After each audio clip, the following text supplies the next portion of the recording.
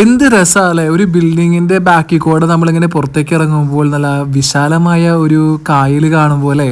ഇത് നമ്മുടെ സ്വന്തം മെറൈൻ ഡ്രൈവ് ആണ്. അപ്പം മെറൈൻ ഡ്രൈവിലേക്ക് ഞാനൊന്ന് ജസ്റ്റ് ഒന്ന് പോയതാണ് സൺസെറ്റൊക്കെ ഒന്ന് കാണാമെന്ന് വിചാരിച്ച് ഇങ്ങനെ സൺസെറ്റ് കാണാട്ടോ. അപ്പം ഞാനിങ്ങനെ ആലോചിക്കുക എന്ത് ചെയ്യാം എന്ന രീതിയിൽ ഞാനിങ്ങനെ ഇരിക്കുകയാണ്. കാരണം എനിക്ക് കുറച്ച് സമയം ഉണ്ടായിരുന്നു. അപ്പോഴാണ് ഞാൻ തൊട്ടപ്പുറത്തുള്ള വാട്ടർ മെട്രോനെ കുറിച്ച് ഞാൻ മുമ്പ് കേട്ടിട്ടുണ്ടെങ്കിൽ ഞാൻ ഇതുവരെ പോയിട്ടുണ്ടായിരുന്നില്ല. അപ്പം ഞാൻ എന്തായാലും ഫോർട്ട് കൊച്ചി വരെ വാട്ടർ മെട്രോയിൽ പോകാമെന്ന് വിചാരിച്ചു കേട്ടോ. അപ്പോൾ ഇവിടെയാണ് ഇങ്ങനെ ടിക്കറ്റൊക്കെ എടുക്കുന്ന സ്ഥലം. അപ്പോൾ 5:40 എൻ്റെ ഈ ഒരു വാട്ടർ മെട്രോ ഉള്ളത്. അപ്പോൾ നമ്മൾ ടിക്കറ്റ് എടുത്തതിന് ശേഷം ഇതാണ് വെയിറ്റിംഗ് ഏരിയ കേട്ടോ. അപ്പോൾ വെയിറ്റിംഗ് ഏരിയയിൽ ഇങ്ങനെ ഇരിക്കുകയാണ്.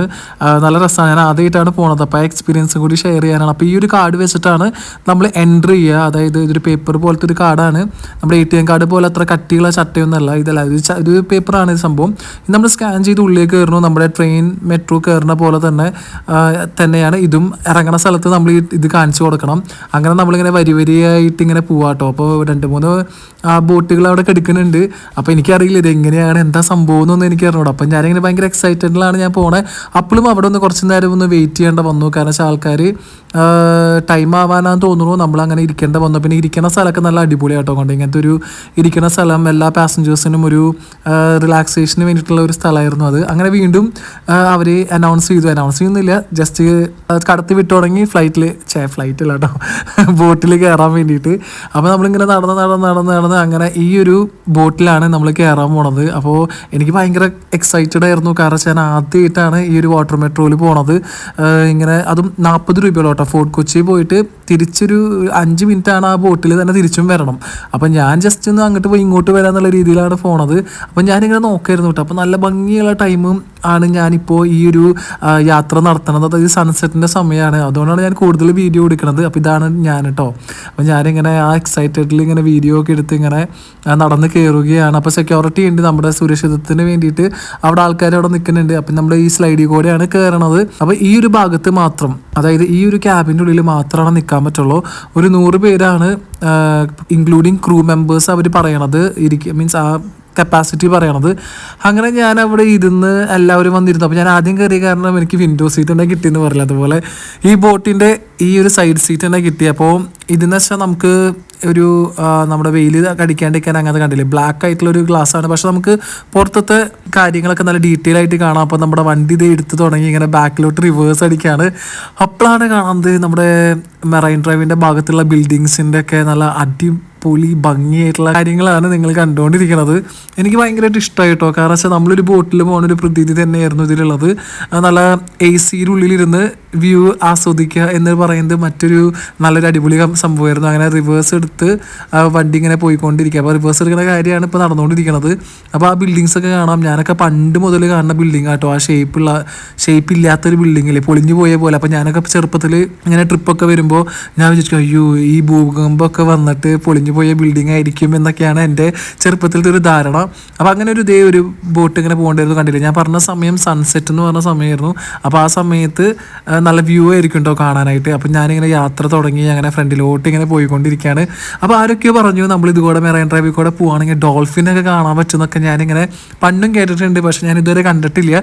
അപ്പം ഞാനും ഇതുപോലെ ഇങ്ങനെ ഡോൾഫിനെ കാണാൻ പറ്റുമോ എന്നുള്ള രീതിയിൽ ഞാനിങ്ങനെ കുറേ ഇങ്ങനെ നോക്കി. ഞാൻ വെള്ളത്തിലേക്ക് തന്നെ ഇങ്ങനെ നോക്കിയല്ലോ ഡോൾഫിൻ നമ്മുടെ കൂടെ ഇങ്ങനെ ചാടാനൊക്കെ ഉണ്ടോ എന്നൊക്കെ നോക്കാൻ വേണ്ടി ഞാനിങ്ങനെ നോക്കി. പക്ഷേ അങ്ങനെ ഡോൾഫിനെ ഞാൻ അങ്ങനെ കണ്ടില്ല. പിന്നെ ഈ ഓരോരോ റിസോർട്ട്സ് അതേപോലെ ബിൽഡിങ്സ് ഒക്കെ ഇങ്ങനെ കാണാൻ നല്ല രസമായിരുന്നു കേട്ടോ.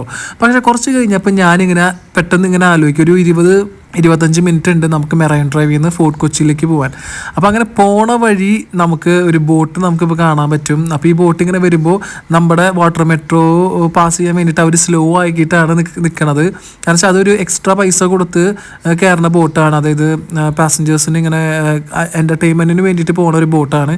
അപ്പോൾ നമുക്ക് വേണ്ടിയിട്ട് അവരിങ്ങനെ ജസ്റ്റ് ഇങ്ങനെ സ്ലോ ആക്കി തന്നു. അപ്പോൾ ഞാനും ആ വീഡിയോ ഒന്ന് ജസ്റ്റ് എടുത്ത ആ ബോട്ടിൻ്റെ കുറച്ച് അടുത്താട്ടോ ഈ ഒരു മമത എന്ന് പറഞ്ഞ ഒരു മാൻത എന്ന് പറഞ്ഞിട്ടുള്ള ഒരു ബോട്ട് സ്ലോ ആക്കി തന്നതാണ്. അങ്ങനെ വീണ്ടും യാത്ര തുടങ്ങി. അപ്പോൾ ഞാൻ നേരത്തെ പറഞ്ഞു വന്നത് എന്താണെന്ന് വെച്ചാൽ കുറച്ച് ദൂരം ഇങ്ങനെ പോയിക്കൊണ്ടിരിക്കുമ്പോൾ എനിക്ക് പെട്ടെന്ന് തോന്നിയത് ദൈവമേ പ്രളയം വന്നിട്ട് ഇങ്ങനെ കൊണ്ടുപോകില്ലേ, അതുപോലെ ചുറ്റിനും ഇങ്ങനെ അങ്ങനത്തെ ഒരു ഫീൽ എനിക്ക് തോന്നി കേട്ടോ. അത് എൻ്റെ മാത്രം തോന്നലായിരിക്കാം.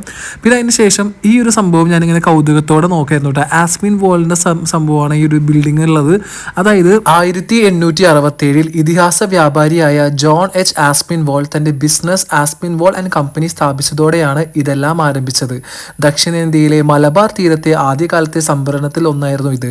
വെളിച്ചെണ്ണ, തടി, കയർ, കാപ്പി, ചായ, റബ്ബർ അങ്ങനത്തെ ബിസിനസ് ആയിരുന്നു അന്ന് കാലത്ത് നടന്നുകൊണ്ടിരുന്നത്. പിന്നെ 1889 വൻ തീപിടുത്തത്തിൽ ഈ കെട്ടിടം മുഴുവൻ നശിച്ചു പോവുകയും ആസ്പിൻ വാൾ ആൻഡ് കമ്പനിയുടെ പല ഗോഡൌണുകളും അത് ബാധിച്ചു. 1890 തീപിടുത്തത്തിന് ശേഷമാണ് ഇപ്പോൾ ഈ കാണുന്ന കെട്ടിടം പണിതത്.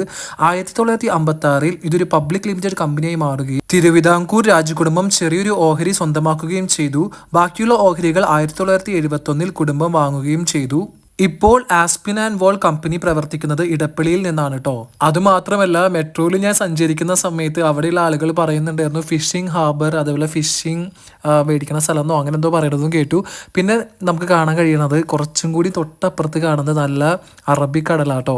ആ അറബിക്കടൽ എന്ന് പറയുന്നത് എത്തുമ്പോൾ ആ കൂടിച്ചേരലില്ലേ, കായലും കടലും കൂടിച്ചേർന്ന ഭാഗമാണിത്.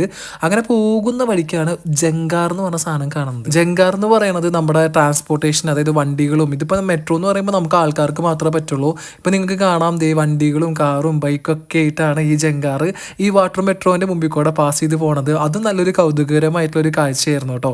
അങ്ങനെ അത് വീണ്ടും കടന്ന് ദേ നമ്മളിതേ ഫോർട്ട് കൊച്ചിയുടെ ഭാഗത്ത് എത്തിക്കൊണ്ടിരിക്കുമ്പോഴാണ് ഭയങ്കര ഒരു ഇളക്കമുണ്ടായിരുന്നു കേട്ടോ. ഒരു വീഗാലാൻഡിൽ ഇരിക്കുന്ന പ്രതീതിയായിരുന്നു അപ്പം ഉണ്ടായിരുന്നത്. നല്ല തിരമാലകൾ ഉണ്ടായിരുന്നു. കാരണം വെച്ചാൽ ഞാൻ നേരത്തെ പറഞ്ഞ പോലെ ഈ ഒരു അറബിക്കടലും കായലും കൂടി യോജിക്കുന്ന ഒരു ഭാഗത്തായിട്ടാണ് ഈ ഒരു ഫോർട്ട് കൊച്ചി ഭാഗം വരുന്നത്. നിങ്ങൾക്കിപ്പോൾ കാണാം ദൂരത്ത് സൺസെറ്റിൻ്റെ ഭാഗത്ത് കാണുന്നതാണ് ഈ ഒരു കടൽ കാണുന്നത്, അറബിക്കടൽ. ഓക്കെ, അങ്ങനെ നമ്മളിതേ എത്തി. അപ്പം ഞങ്ങൾ ഇറങ്ങാം കേട്ടോ. അതായത് ഈ ഒരു മെറൈൻ ഡ്രൈവിൽ നിന്ന് ആൾക്കാർ ഇറങ്ങുക ഫോർട്ട് കൊച്ചിയിലാണ്. പക്ഷേ എനിക്ക് നേരെ തിരിച്ച് മെറൈൻ ഡ്രൈവിൽ പോകണം. അപ്പം നിങ്ങൾക്ക് ഇപ്പം നേരെ കാണാൻ പറ്റത്ത് മെറൈൻ ഡ്രൈവിലേക്കുള്ള ആൾക്കാരാണ് അവിടെ ക്യൂവിൽ നിൽക്കുന്നത്. അപ്പം എനിക്ക് വേഗം പോയിട്ട് വേണം ടിക്കറ്റ് എടുത്തിട്ട് വേണം തിരിച്ച് ഈ ലൈനിൽ വന്ന് നിൽക്കാൻ. അപ്പം ഞാൻ ഓടിപ്പോയി വേഗം ടിക്കറ്റ് എടുത്തു, നേരെ തിരിച്ചെത്തി. അപ്പോൾ എൻ്റെ കൂടെ സായിപ്പും ബാദാമിയൊക്കെ ഉണ്ടായിരുന്നു.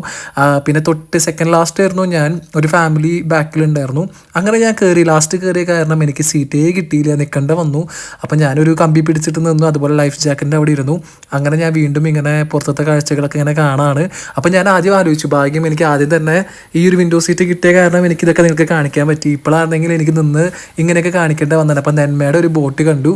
പിന്നെ അതിനുശേഷം ഞാനിങ്ങനെ നിന്നപ്പോഴാണ് കുറേ കാര്യങ്ങൾ ഞാൻ ശ്രദ്ധിക്കണത്. ഇവിടെ നമ്മുടെ ഫ്ലൈറ്റിലുള്ള പോലെ തന്നെ സേഫ്റ്റി ഡെമോൺസ്ട്രേഷൻ ഇവിടെയും കാണിക്കുന്നുണ്ട് കേട്ടോ. അതായത് ലൈഫ് ജാക്കറ്റ് എങ്ങനെ ഇടണം അതൊക്കെ അതേ ഈ ഒരു ക്രൂ ഇങ്ങനെ കാണിക്കുന്നുണ്ട്. അതായത് ടി വിയിൽ കാണിക്കുന്നുണ്ട്, അല്ലെങ്കിൽ LCDയിൽ കാണിക്കുന്നുണ്ടെന്ന് വേണമെങ്കിൽ പറയാം. അപ്പോൾ ഞാനത് ഇങ്ങനെ കൗതുകത്തോടെ കുറച്ച് നേരം ഇങ്ങനെ കാത്തു നിന്നു. എന്തായിരിക്കില്ല ഇതൊക്കെ ഇങ്ങനെ മറിഞ്ഞു പോയാൽ ആൾക്കാർ എന്തായിരിക്കും റിയാക്ഷൻ, അറിയില്ല. അങ്ങനെ ഉണ്ടാവാതിരിക്കട്ടെ. അപ്പോൾ your safety is our priority എന്നാണ് ഈ ഒരു മെട്രോൻ്റെ തന്നെ ഒരു മുദ്രാവാക്യം.